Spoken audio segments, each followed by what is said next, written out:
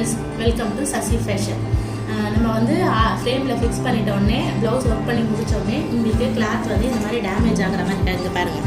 இந்த மாதிரி டேமேஜ் ஆகிற மாதிரி இருக்குங்களா, அதுக்கான சொல்யூஷன் தான் நான் இப்போ உங்களுக்கு சொல்ல போகிறேன். நீங்கள் என்ன பண்ணுறீங்கன்னா, ஃப்ரேமில் ஃபிக்ஸ் பண்ணுறதுக்கு முன்னாடி ப்ளவுஸோட கார்னர் போர்ஷன் எடுத்துக்கோங்க. எடுத்துகிட்டு ப்ளவுஸை வந்து இந்த மாதிரி எக்ஸ்பேண்ட் பண்ணுங்கள்.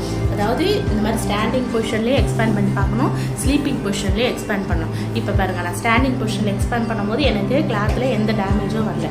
இதுவே நான் ஸ்லீப்பிங் பொசிஷனில் எக்ஸ்பேண்ட் பண்ணுறேன். அப்போ பாருங்கள், எனக்கு வந்து நம்ம இப்படி விரல வச்சு இழுக்கும்போது என்ன ஆகுது, இந்த இடம் வந்து நம்மளுக்கு டேமேஜ் ஆகுது.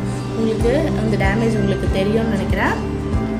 இந்த மாதிரி ஆகுது. ஸோ நீங்கள் இந்த பொசிஷனை மட்டும் ஞாபகம் வச்சுக்கோங்க.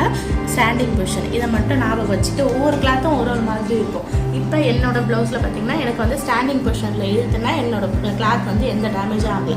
ஸோ நான் ஃப்ரேமில் ஃபிக்ஸ் பண்ணோன்னே என்ன பண்ணேன்னா, ப்ளவுஸை சுற்றி இழுக்கும்போது ஸ்டாண்டிங் பொசிஷனில் மட்டும்தான் இழுப்பேன். மட்டும் இழுக்கும்போது பாருங்கள், எனக்கு இங்கே எந்த டேமேஜுமே எனக்கு ஆகவே இல்லை.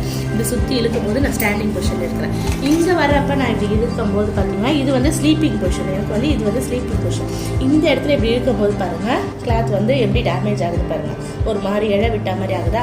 ஸோ இந்த இடத்துலலாம் நீங்கள் வரும்போது என்ன பண்ணுறீங்கன்னா, இந்த கிளாத் இப்படி மொத்தமாக பிடிச்சிக்கிட்டு இப்படி இழுத்தீங்கன்னா உங்களுக்கு கிளாத்தில் எந்த டேமேஜும் வராது, நம்மளுக்கு ஃப்ரேம்லேயும் டைட் ஆகிடும்.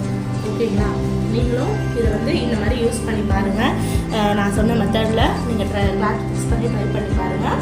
உங்களுக்கும் கிளாத் வந்து டேமேஜ் ஆகாது. ஓகேங்களா?